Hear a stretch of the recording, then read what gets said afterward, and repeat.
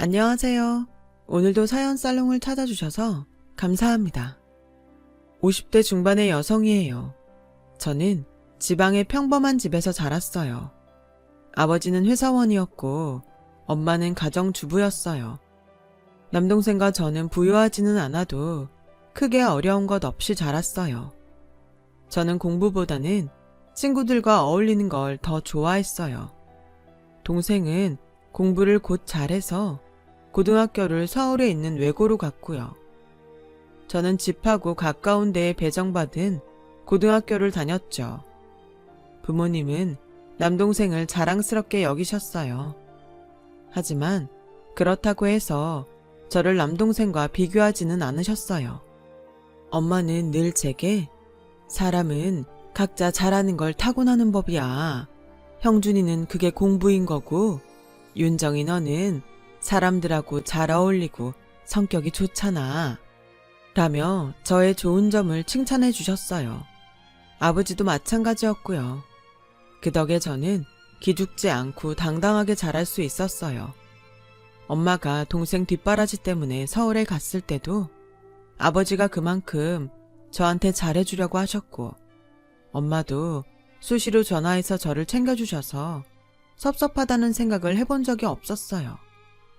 저는 지방에 있는 대학에 합격했어요. 제가 특별히 가고 싶은 과가 있었던 건 아니라서 성적에 맞춰서 간 거였는데 그래도 합격하니까 기분이 좋았죠. 엄마 아빠도 동생도 축하해주고 잘했다고 격려해줬어요. 대학에 가서 저는 취미로 할 만한 활동을 찾다가 골프 동아리를 들어갔어요. 제가 성격은 활발해도 뛰고 땀 흘리는 건 좋아하지 않았기 때문에 골프는 걷다가 공만 치면 될 것 같아서 사람들도 만나고 좋겠다 싶었죠. 운동은 생각보다 쉽지 않고 필드를 돌아다니는 것도 만만치는 않았지만 여러 분야의 사람들을 만날 수 있어서 너무 좋았어요. 집은 부유한데 성적 때문에 지방대학에 와서 골프 동아리에 온 애들도 있더라고요. 그 중에서 수도권 부동산 정보를 잘 아는 애들이 몇 명 있었어요. 부모님이 그쪽 분야에서 일한다고 하더라고요. 저는 그 애들이 하는 얘기들이 재미있어서 자주 어울렸어요. 우리 집이 그런 투자를 할 돈이 있는 건 아니었지만 제 귀에 부동산 정보가 그렇게 쏙쏙 들어올 수 없었어요. 저는 계속 호기심이 생겨서 부동산 책도 사서 보고 혼자서 근처 부동산에 들어가 보기도 했어요. 그러다 보니 중개사분들하고 친분도 생겼고 그분들도 제가 부동산에 관심을 갖는 게 신기하고 귀엽다며 저한테 잘해주시더라고요. 제가 그렇게 대학 생활을 지내는 사이에 동생은 서울의 명문대 법학과에 합격해서 장학생으로 학교를 다니고 있었어요. 부모님은 동생에게 많은 기대를 하셨죠. 저도 동생이 자랑스러웠고요. 동생은 공부를 그렇게 잘하는데도 저를 무시하지도 않았고 잘난 척을 하지도 않았어요. 오히려 누나인 저보다 더 어른스럽게 제 생각을 많이 해줬어요. 저는 그런 동생한테 누나 노릇을 하겠다고 서울에 갈 생각을 했어요. 하지만 제 학벌로 서울에 취직을 할 수 있을지는 알 수 없었죠. 그래도 사람 일은 모르는 거니까 일단 취직할 곳을 알아보기로 했어요. 제가 취직하려고 백방을 뛰어다니자 골프 동아리 친구 한 명이 저를 불렀어요. 박윤정 너 서울에 취직할 때 알아본다며. 그럼 우리 아빠 회사에 이력서 내봐. 부동산 개발 회사 하시거든. 너 그쪽에 관심 많고 공부도 따로 했다며. 너한테 잘 맞을 것 같아. 진짜 너는 잘할 거야. 그 말에 저는 그 친구네 회사 말고도 다른 부동산 회사에도 원서를 넣었어요. 찾아봤더니 중소기업 규모의 부동산 회사가 몇 군데 있더라고요. 2군데 다 면접 연락이 왔고 둘 다 합격을 했어요. 사실 면접을 볼 때 2군데 다 제 대학을 가지고 물고 늘어졌지만 제가 기죽지 않고 좋은 대학 나온 사람보다 일을 더 잘할 수 있다고 했죠.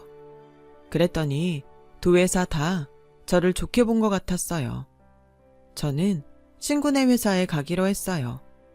친구가 있어서는 아니고 두 회사를 비교해 봤는데 사원 복지도 그렇고 회사 자산도 친구네 회사가 더 좋았거든요. 친구도 제가 자기네 회사에 온다며 되게 좋아하더라고요. 제가 서울에 올라오자 엄마는 이제 안심이라며 저와 동생이 한 집으로 이사하는 걸 보고 아빠한테 내려가셨어요. 회사 일은 재미있었는데 무엇보다도 사수와 함께 현장에 가는 일이 좋았어요. 사람들을 만나고 이야기를 하며 협상을 끌어내는 걸 좋아하다 보니 이 일이 딱 제 천직처럼 느껴졌어요. 그렇게 일에 빠져서 지내다 보니 입사한 지 2년이 넘었더군요. 저는 그 무렵에 투자처에 계시는 분한테 남자를 소개받게 됐어요. 그 남자는 제 동생과 과는 다르지만 같은 대학을 나와서 좋은 회사에 다니고 있었어요. 저는 동생과 같은 대학을 나왔다는 사실만으로도 친근감을 느꼈어요. 남자는 제가 성격이 밝고 자신감이 있는 게 마음에 든다고 했어요. 저는 그 사람이 냉철하고 지적인 게 끌렸고요. 남자 부모님은 부동산 쪽에 투자를 하셔서 꽤 많은 돈을 모았다고 하더라고요. 남자는 넉넉한 가정에서 자라서 그런지 취향이 고급스러웠어요. 저한테는 그런 것도 매력적으로 느껴졌어요. 지금 생각하면 좀 철이 없었던 것 같아요. 20대에 막 돈을 벌기 시작한 때라서 어린 마음에 부티나는 게 좋아 보였나 봐요. 저와 남자는 1년 반 정도 사귄 후 결혼을 하기로 했어요. 남자 어머니는 딱 보기에도 부잣집 만화님 같았죠. 머리끝부터 발끝까지 명품으로 감싼 데다가 똑똑해 보이기까지 했거든요. 그분은 제가 부동산 회사에 다니는 게 마음에 들었다고 솔직하게 말씀하시더라고요. 우리 재성이 정도면 더 좋은 신부감도 찾을 수 있어. 그건 윤정 씨도 인정하지? 그래도 윤정 씨가 땡땡 회사에 다니니까 그거 하나 본 거야. 그 회사가 그쪽 업계에서는 탄탄하고 괜찮은 거 우리도 잘 알거든. 우리도 며느리한테서 원하는 거 얻을 수도 있고 윤정 씨도 우리 아들 좋아해서 결혼한 거니까 서로 좋잖아? 라고 하는 게 계산적으로 들리기는 했지만 말투도 그렇고 행동도 굉장히 교양 있었죠. 시댁분들이니까 좋게 보이려고 노력했습니다. 상견례 때 부모님한테도 예의에 어긋나는 행동은 없었거든요. 하지만 결혼하고 보니 시어머니는 학벌을 엄청 따지는 사람이었어요. 동생은 그렇게 좋은 대학 가서 사법고시도 패스했다며 너는 왜 지방대를 나왔어? 집이 어려워서 네가 동생 위해서 희생한 거야? 그런 게 아니면 학교 다닐 때 공부 되게 안 했나 보네. 머리가 나쁜 건 아닌 것 같은데? 라고 친척들이 있는 데에서도 거침없이 말하곤 했어요. 처음에 한두 번은 그러려니 했는데 시어머니 친구분들이 제 앞에서도 학벌을 가지고 뭐라고 하니까 기분이 좀 안 좋았어요. 어머니, 제가 재성씨보다 학벌 안 좋은 건 사실이지만 그래도 이제 남들 앞에서 그만 말씀하셨으면 좋겠어요. 제가 못 다닐 학교 나온 것도 아니고요. 나름 그래도 공부하는 애들 간 대학이에요. 그리고 저 거기 나왔어도 회사 잘 취직해서 다녔고요. 어머니가 자꾸 그러시니까 제가 마음이 안 좋네요. 뭘 그런 걸 가지고 그래. 내가 없는 말 한 것도 아니잖아. 나는 네가 결혼 잘했다는 얘기를 한 거야. 다른 뜻 없어. 네 학벌로 우리 재성이처럼 좋은 대학 나온 사람 만났으면 시집 잘 온 거잖아. 내 말이 틀렸어? 너 그거 다 자격지심이고 열등감이야. 고쳐야 돼. 어머니, 저 열등감 같은 거 가져본 적 없어요. 제 동생이 저보다 좋은 대학 다닌다고 기죽어 본 적도 없고요. 어머니가 너무 제가 나온 대학을 안 좋게 얘기하시잖아요. 저는 그거에 대해 말씀드리는 거예요. 그게 열등감이라고. 너는 아니라고 생각하지만 네 무의식 중에서 네가 열등하다고 느끼니까 기분이 나쁜 거야. 시어머니는 대학 순위가 중요한 사람이니 저도 그럴 거라고 마음대로 생각하는 거였어요. 말이 안 통하는 게 너무 답답했지만 어쩔 수 없다고 생각하고 넘어갔어요. 그렇게 신혼을 보내고 결혼 1년이 좀 안 됐을 때 저는 아이를 가졌고 10달 후 아들을 낳았어요. 친정 식구들은 첫 아이라고 기뻐하셨어요. 시댁에서도 좋아했지만 아들이 태어났다는 걸 엄청 강조했어요. 요새 아들, 딸 다 공평하다고 하지만 그래도 아들이지. 내가 회사랑 동생 빼고는 별 볼 일 없나 보다 했는데 네가 우리 집 와서 복이 붙은 것 같다? 시어머니는 축하한다는 말도 참 기분 나쁘게 하더라고요. 그걸 또 얘기하면 제가 자격지심 때문에 그런다고 할 게 뻔해서 별 말을 하지는 않았어요. 시어머니하고는 얘기를 하면 할수록 저만 답답해졌거든요. 그런데 제가 산후조리를 마치고 집에 왔더니 시어머니가 희한한 말을 했어요. 아이 키우면서 일하는 거 정말 힘든 거야. 그러니까 양육은 우리가 맡아서 할 테니까 너는 몸 잘 추스리고 건강 챙겨라. 그래야 출산휴가 끝나고 회사 가서 일할 때 편하지. 말씀은 감사한데 저 괜찮아요. 그리고 저희 회사가 출산휴가로 쉰다고 해도 복직이 쉽지 않다는 얘기도 있고요. 지금 당장 회사 갈 수 있는 게 아닌데 아이는 제가 봐도 돼요. 그럼 이렇게 하자.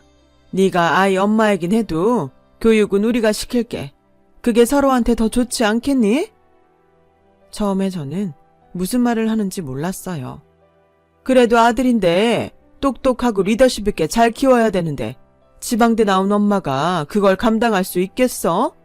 애가 마음에 그늘 없이 크려면 좋은 대학 나온 사람들 사이에서 당당하게 커야 되는 거야. 얘 우리 집 손자다. 이것만큼은 내가 절대 양보 못해. 저는 기가 막히고 하도 속이 상해서 제대로 따지지도 못하고 하루 종일 울기만 했어요. 저녁에 집에 온 남편은 그런 저를 보더니 엄마가 키워주신다고 하면 우리도 편하고 좋지 뭘 그래. 그냥 좋게 생각해. 솔직히 우리 엄마 공부도 많이 하고 똑똑해서 엄마한테 맡기는 게 더 낫긴 하지. 당신도 내가 지방대 나와서 그런 말 하는 거야? 그럼 똑똑한 사람하고 결혼하지. 왜 나랑 했어? 이게 뭐야? 어떻게 내 아들인데 어머니가 키운다고 해? 다른 집은 시어머니가 아이 키워준다고 하면 좋다고 하는데 당신은 왜 울고불고 난린지 모르겠네. 그게 나를 못 믿어서 교육을 직접 하겠다는 건데 다른 집하고 같아? 어떻게 대학 하나 가지고 사람을 이렇게까지 무시할 수가 있어? 그러게. 당신도 공부 좀 열심히 해서 좋은 대학 나오지 그랬어. 라는 남편의 말에 저는 절망했어요. 그제서야 저는 그 사람과 결혼한 걸 후회했죠. 똑똑하고 지적인 것보다 더 중요한 게 사람 됨됨이었는데 그걸 너무 늦게 깨달았던 거예요. 친정에 말하면 부모님이 놀랄까봐 말도 못하고 혼자 속을 썩이는 동안 아이는 일주일에 5일은 시댁에 가 있게 됐어요. 저는 그때 이혼을 생각해 본 적이 없었기 때문에 어떻게 하면 이 문제를 해결할 수 있을지 그것만 생각했어요. 그러다가 김장철이 됐고 시어머니는 김장을 하라고 저를 부르시더군요. 일주일에 이틀 보던 아들을 하루 더 볼 수 있다는 생각에 저는 불이 나게 갔어요. 50포기가 넘는 김장 속을 혼자 만들면서도 저는 그게 힘든 줄 모르고 온통 아들한테만 신경이 쏠렸어요. 시어머니는 아들을 잘 안아주지도 않고 영어 알파벳 모형을 앞에 놓고 자꾸 큰 소리로 읽어주더라고요. 태어난 지 얼마나 됐다고 저렇게 극성을 부리는지 이해가 안 됐어요.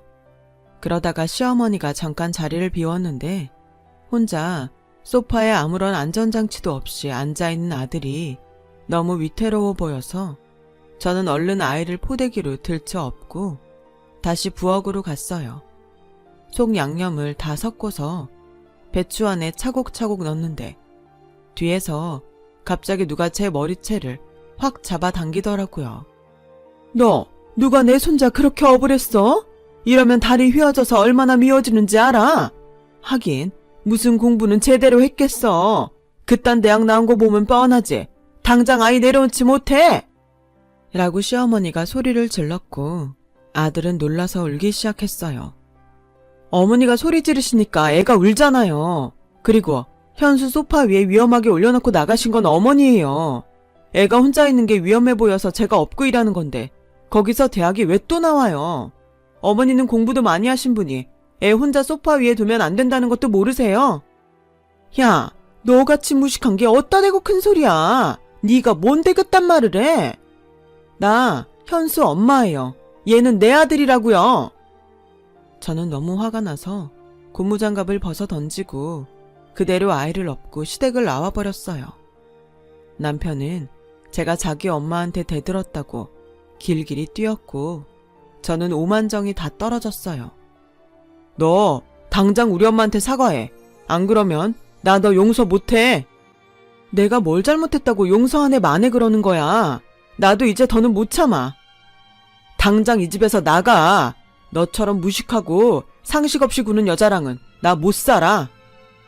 내가 뭘 상식 없이 굴었다는 거야. 상식 없는 건 당신의 집구석이야. 말 진짜 상스럽게 하네. 그럼 시어머니한테 소리 지르고 일하다 말고 뛰쳐나오는 게 상식 있는 거야? 그런 기본적인 예절도 모르면서 뭘 어쩌고저쩌고 하는 거야. 아, 엄마가 결혼 다시 생각해보라고 했을 때 그 말을 들었어야 했는데. 나야말로 당신 엄마가 나를 무슨 지네 집 도구처럼 원하는 걸 얻을 수 있다는 둥 그런 말 할 때 관둬야 했어. 라고 말한 뒤에 아이와 함께 친정으로 왔어요. 친정 부모님은 제 얘기를 듣고 너무 놀라서 한동안 아무 말도 못 하셨어요. 하루 정도 지나고 제가 좀 진정이 되자 엄마는 그렇게 꽉 막히고 일방통행인 사람들 안 바뀐다. 네가 그 집에서 평생 말도 안 되는 소리에 눌려서 사느니 차라리 갈라서는 게 더 낫지 싶다. 마음고생 안 하는 게 제일이야. 너하고 현수하고 행복하면 우리는 그걸로 됐어. 미안해 엄마. 그리고 고마워. 라며 엄마와 부둥켜 안고 펑펑 울었어요. 동생은 검사가 돼서 지방으로 가 있어서 직접 보지는 못했지만 동생도 제 얘기를 듣고 같이 화내주고 제 편이 되어주었어요. 이혼할 때 시댁에서 아들을 데려가려고 엄청 애를 썼지만 저한테 귀책 사유가 있는 게 아니었기 때문에 아이 양육권은 제가 가져올 수 있었어요. 저는 아이를 키우기 위해 회사에 복직을 알아봤어요. 그러자 친구한테서 연락이 온 거예요. 아마 네가 있던 부서에서는 너한테 복직 어렵다고 할 수 있어. 우리 회사도 그렇고 회사들이 다 결혼하고 애 낳은 여자들은 별로 반기질 않잖아. 그건 어쩔 수 없는 것 같아. 그래서 말인데 영업전략팀에 복직하는 대신 네가 내 개인 비서를 해주면 좋겠어. 안 그래도 나 실무가 늘어서 같이 다닐 사람 필요했거든. 친구는 지금 그 회사의 상무직책을 맡고 있었어요. 아버지가 대표이고 친구한테 물려줄 생각이라서 그런지 승진도 엄청 빨리 된 것 같더라고요. 저는 그렇게 1년 반 만에 친구의 비서가 돼서 회사에 돌아갔어요. 친구는 제 부동산 투자에 대한 정보를 보는 안목과 촉을 믿고 항상 저한테 의논을 했어요. 저도 믿어주는 친구가 고마워서 더 열심히 공부하고 분석해서 정확한 예측을 하려고 노력했고요. 그렇게 열심히 한 덕에 제가 추천해서 투자한 곳들이 좋은 성과를 냈어요. 친구는 회사에서 공개적으로 제 능력을 칭찬하고 제가 인정받을 수 있게 해줬어요. 저는 친구의 추천으로 새로운 개발 상권을 위해 만든 특별팀에 팀장으로 뽑혔어요. 회사에서도 제 능력이라면 맡겨볼 만하다며 잘 해달라고 했고요. 저는 밤낮으로 그 일에 매달렸어요. 아이는 거의 친정 부모님이 돌봐주셨죠. 저는 적정한 금액의 좋은 자리를 계약했고 거기에 우리 회사 건물을 짓게 됐어요. 좋은 가격에 분양도 맞췄고요. 그 자리가 교통요지라서 금세 값이 오르기 시작하더군요.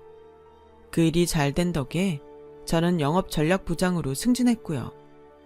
그렇게 되기까지 10여 년의 세월이 흘렀죠. 그러던 어느 날 저는 헐값에 나온 부지를 보러 갔어요.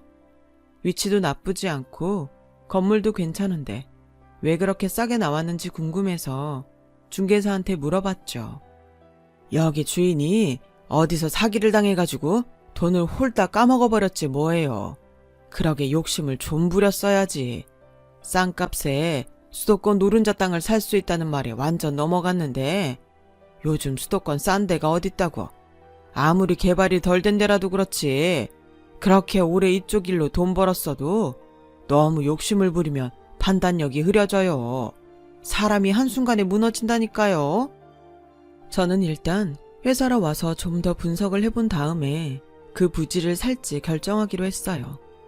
개발은 이미 들어간 곳이었기 때문에 어느 정도 오를 만큼 오르긴 했지만 지금 부른 가격이면 나쁘지 않을 것 같았어요.